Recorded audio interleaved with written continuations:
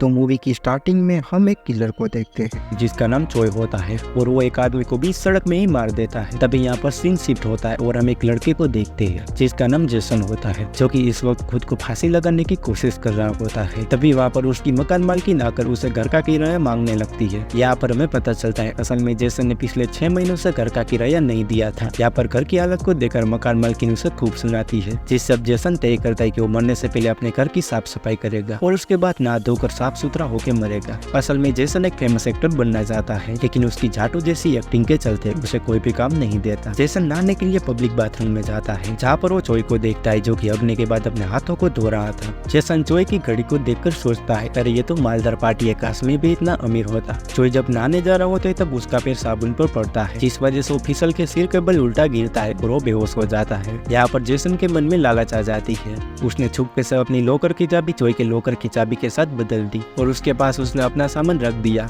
और चोय के लॉकर में से उसका सारा सामान खुद ही रख लिया। और वो अपने मन में सोचता है क्यों न मरने से पहले एक दिन अमीरों वाली जिंदगी जी जाए। हम देखते हैं जेसन अब सबसे पहले तो अपनी मकान मालकिन के पास जाता है और उसे अपना सारा किराया चुका देता है और कुछ महीने का किराया एडवांस भी दे देता है। वो जब जेब में हाथ डालता है तो उसमें से कार की चाबी निकलती है, जिसे देखकर वो तो बावड़ा हो जाता है। अब कार को लेकर वो अपनी दोस्तों से मिलने जाता है। वहाँ उसकी दोस्त उसे बताती है अगले महीने मेरी शादी है, और ये सुनकर तो जेसन उदास हो जाता है क्योंकि उसे वो पसंद थी। अब जेसन समझ जाता है कि पैसों से उसकी जंग जैसी जिंदगी नहीं बदलने वाली। इस वजह से वो तय करता है कि यह सारा सामान वो उस आदमी को वापस कर देगा और सामान लौटाने के लिए वो हॉस्पिटल में जाता है। वहाँ पर जेसन अपना सामान लेकर चोय का सामान रख देता है, लेकिन तभी चोय को होश आ जाता है और वो जेसन को कहता है हॉस्पिटल वालों ने मेरा नाम जेसन बताया, क्या तुम मेरे रिश्तेदार हो और तुम क्या मेरे बारे में कुछ जानते हो, क्योंकि मुझे कुछ भी याद नहीं है। अब यहाँ पर साला जेसन सच्चाई बताने की जगह पर मैं तुम्हें नहीं जानता ऐसा कहता है और चोय का सामान वापस लेकर वहाँ से चला जाता है। अब चोय को डिस्चार्ज किया जाता है, जहाँ पर उसके पास इतने पैसे नहीं होती कि वो हॉस्पिटल का बिल चुका सके। तभी वहाँ पर रीना नाम की एक लड़की आती है जो कि चोय का हालचाल पूछती है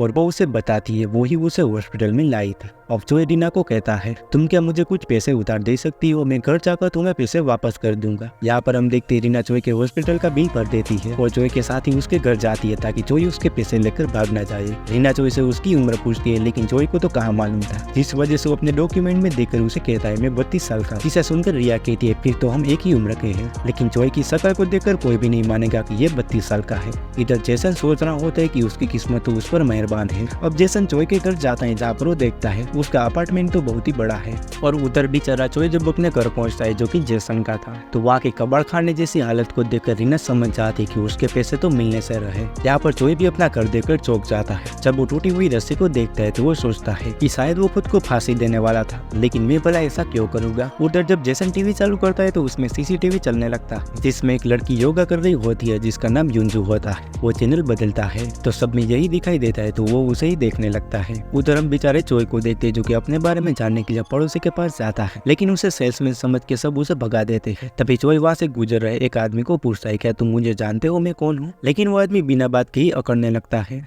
जिसे चोय 1 मिनट में ही उसके अकड़ को ठिकाने लगा देता है। जिसे चोय सोचता है अरे अपन तो इतनी बढ़िया फाइटिंग करता है, ये तो अपन को भी मालूम नहीं था। इधर जेसन देखता है युंजू खुद को मारने की कोशिश कर रही है, जिसे देख चोय की तो फटी पड़ती है और वो पुलिस को कॉल करने लगता है। लेकिन कुछ देर बाद वो देखता है युंजू तो फिर से जिंदा हो गई और वो वापस से खुद को मारने लगी। ये सब जेसन के तो पल्ले नहीं पड़ रहा था। रीना जब चोय से मिलने जाती है तो वो देखती है उसने घर तो एकदम साफ सुथरा कर दिया था। यहाँ पर चोय बताता है मेरे बारे में मुझे जो कुछ भी पता चलता है वो मैं इस डायरी में नोट कर देता हूँ। मुझे ये पता चला है कि मैं चाकू बढ़िया चलाता हूँ, जिससे रीना उसे अपने रेस्टोरेंट में काम पर रख लेती है ताकि वो अपने पैसे वसूल कर सके। उधर जेसन को घर की छानबीन के दौरान बहुत सारे पैसे मिलते हैं, जिसे वो अंधाधुंध उड़ाने लगता है। वहाँ पर जेसन को एक खुफिया कमरा भी मिलता है जिसमें कई सारे हथियार और नकली पासपोर्ट भी थे। वहाँ पर उसने दीवार पर लिखे हुए चोय के प्लान को पढ़ा, जिससे उसे लगा चोय तो एक पुलिस वाला है और वो लड़की को बचाने के लिए उस पर नजर रखे हुए हैं, और जिससे उसके दिमाग की बत्ती जलती है। वो तय करता है चोय की तो याददाश्त चली गई है, इस वजह से अब वही युंजू की जान बचाएगा। जेसन को पता चलता है लड़की इसी बिल्डिंग में रहती है, जिस वजह से वो उसे ढूंढने लगता है, लेकिन उसे युंजू नहीं मिलती, जिससे वो वापस आके सीसीटीवी देखने लगता है। तभी युंजू मरने लगी और उसके गिरने का आवाज उसे सुनाई दे रहा था, जिससे वो समझ जाता है कि लड़की तो उसके ऊपर वाले ही अपार्टमेंट में रहती है। जिससे अब जेसन जान पहचान बढ़ाने के लिए उसे मिलने जाता है। तभी हम चोय को देखते हैं जो कि रेस्टोरेंट का मेन शेफ बन गया होता है और वो इतना बढ़िया खाना बनाता था कि रेस्टोरेंट के बाहर कस्टमर की लाइन लगने लगी होती है। रात को जब चोय कैलेंडर में देखता है तो उसे पता चलता है कि कल उसे सोंगयन स्टेशन पहुंचना है, जिससे वो सोचता है शायद उसे वहाँ पर कुछ अपने बारे में पता चले। हम देखते अब अगले दिन जोई तैयार होकर वहाँ पर पहुँच जाता है, जहाँ पर एक आदमी उसे अपने साथ ले जाता है। जेसन तो एक एक्टर था, इसलिए जोई को भी एक मूवी में काम करने के लिए ले जाया जाता है। वहाँ पर डायरेक्टर को उसकी एक्टिंग कुछ खास पसंद नहीं आती है, क्योंकि जोई कोई भी सीन अच्छे से नहीं कर पा रहा था, जिससे डायरेक्टर उससे काफी परेशान हो जाता है। तभी हम जेसन को देखते जो कि यून का पीछा करते हुए एक हॉस्पिटल में पहुंच जाता है, जहाँ पर उसे पता चलता है ससुरा कौन हमारा पीछा कर रहा है, जिसे देखकर यून भी काफी डर गई होती है। जिस अब यून को बचाने के लिए जेसन उसे अपने साथ लेकर भाग जाता है। शाम को तनख्वाह लेते वक्त जो इस आदमी से अपने बारे में पूछता है, जहाँ पर उसे अपने पिता के घर का पता चलता है, मतलब कि यहाँ पर जेसन के पिता का घर, जिससे अब जो दिए गए पते पर पहुंच जाता है। असल में जेसन के पिता एक बार्बर होते हैं, जो यहाँ पर जाके बैठ जाता है और उनकी बातें सुनने लगता है। यहाँ पर उसे पता चलता है कि उसके पिता मतलब कि जेसन के पिता का सपना होता है कि एक दिन उनका बेटा एक बहुत ही बड़ा एक्टर बने। तभी हम यून को देखते हैं जो कि थर्सडे को अपना सामान पैक करके किसी से मिलने गई होती है, लेकिन जिससे वो मिलने गई होती है वो तो उस दिन आता ही नहीं है, जिससे वो सोचती है अब शायद उसे अगले थर्सडे आना होगा। इधर हम जोई को देखते हैं जो कि अपनी एक्टिंग इंप्रूव करने का तय करता है और अपनी एक्टिंग सुधारने के लिए मेहनत करने लगता है, जैसे कि डायलॉग सुधारना और अपनी फिटनेस पर भी वो ध्यान देता है। अब एक दिन जोई को एक फाइटिंग सीन में काम मिलता है, जिसमें उसे हीरो के बॉडीगार्ड का रोल मिलता है, जहाँ पर वो अपने कैरेक्टर में इतना घुस गया होता है कि वो हीरो के एक्शन सीन भी खुद करने लगता है, जिसे देखकर डायरेक्टर उसे हीरो के राइट हैंड का रोल दे देता है। और यहाँ पर पहले ही टेक में डायरेक्टर को परफेक्ट सीन मिल जाता है, जिससे वो फाइनल कर देता है। अब धीरे धीरे जोई कामयाबी की सीढ़ी चढ़ने लगा होता है और दूसरी तरफ यून और जेसन की पहचान कब प्यार में बदल जाती है वो उन्हें भी पता नहीं चलता। हम देखते हैं जेसन को एक दिन जोई के क्लाइंट का कॉल आता है, जहाँ पर वो जोई बन के रिसीव भी करता है और उसे मिलने भी जाता है, जहाँ पर उसे बताया जाता है लड़की को जल्दी खत्म करो वरना हम ये कॉन्ट्रैक्ट किसी और को दे देंगे। तब जाके उसे पता चलता है अबे जोई तो एक किलर है, ना कि कोई पुलिस वाला। अब जेसन जोई का पीछा करने लगता है उसके प्लान के बारे में जानकारी लेने के लिए, लेकिन जोई उसे देख लेता है। यहाँ पर जोई को लगता है कि ये उसका कोई फैन होगा, जिस वजह से ऑटोग्राफ लेने के लिए वो उसका पीछा कर रहा है, जिस वजह से जोई उसे ऑटोग्राफ दे देता है। रात को हम देखते हैं जोई को एक रोमांटिक सीन करना होता है, लेकिन वो सीन अच्छे से नहीं कर पा रहा था, जिस वजह से वो सीन को कल करने का तय किया जाता है। यहाँ पर हम देखते हैं जोई रीना से उस सीन को करने में मदद मांगता है ताकि वो सीन को कल अच्छे से कर सके। और यहाँ पर हम देखते हैं रीना उसे इतनी अच्छे से प्रैक्टिस करवाती है कि इस सीन को देखकर डायरेक्टर तो कट बोलना ही भूल जाता है। और दूसरी तरफ हम देखते हैं बेचारी यून फिर से थर्सडे को किसी की राह देख रही होती है, लेकिन तभी वहाँ पर जेसन आ जाता है और यहाँ पर वो यून को झूठ बोलता है कि वो एक पुलिस वाला है और वो मरते दम तक उसकी हिफाजत करेगा। गुंडों के बॉस को ये बात का पता चलता है कि यून तो अभी भी जिंदा है और इस वक्त अपने बॉयफ्रेंड के साथ है, तो वो एक और चांस देता है उन्हें मारने के लिए।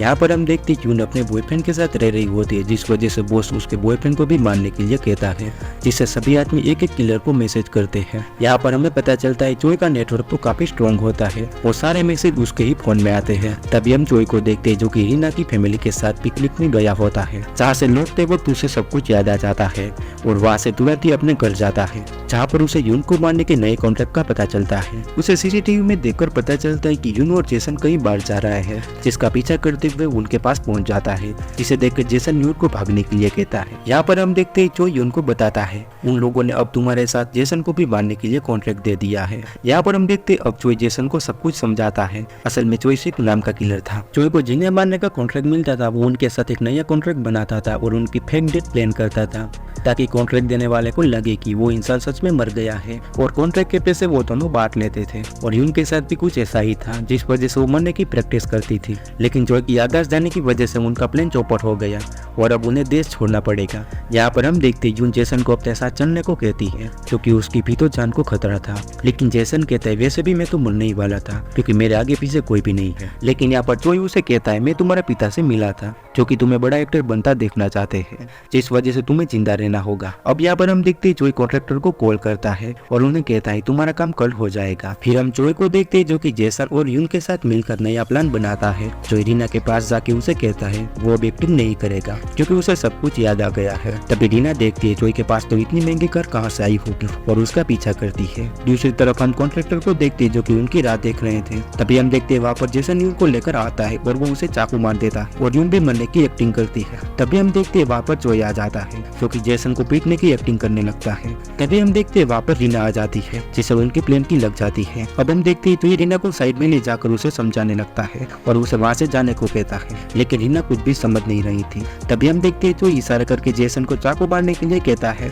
जिसे जेसन उसे चाकू मार देता है। तभी हम देखते हैं जो वापस से इशारा करता है, जिसे यून उन पर एक कंटेनर गिरा देती है जो कि अंदर से एकदम खाली होता है। अब हम देखते हैं एक आदमी चेक करने के लिए उनके पास जाता है। वहाँ पर वो यून को मरा हुआ देखता है। वो कंटेनर के पास पहुँचता है तो जेसन नकली खून बहाना शुरू कर देता है, जिससे उन्हें लगा कि ये सच में मर गए हैं और वो सब वहाँ से चले जाते हैं। और उनके जाते ये सब लोग कंटेनर से बाहर आ जाते हैं। वो चोय रीना को सब बता देता है, खासकर ये कि उसका नाम जेसन नहीं चोय है और वो 32 साल का नहीं 35 साल का है। यह सुनकर रीना के तो होश उड़ जाते हैं। तभी यहाँ पर रीना को याद आता है कि चोय की मूवी का आज आखिरी सीन है, जिस वजह से वो उसे सेट पर ले जाती है, जहाँ पर जो स्क्रिप्ट कुमार गोली रीना को देखकर अपने दिल की बात बोलने लगता है और यहाँ पर रीना भी मान जाती है। और अब हम चोय को देखते हैं जो कि रीना की फैमिली के साथ ही रहने लगता है और अपना पुराना काम छोड़कर एक्टिंग को ही अपना पैसा बना लेता है। अब जेसन भी अपने पिता का सपना पूरा करने के लिए एक्टिंग करना शुरू कर देता है और उसे चोय के साथ काम करने का मौका भी मिल जाता है, जो कि यही मूवी है जो आप लोग देख रहे हैं।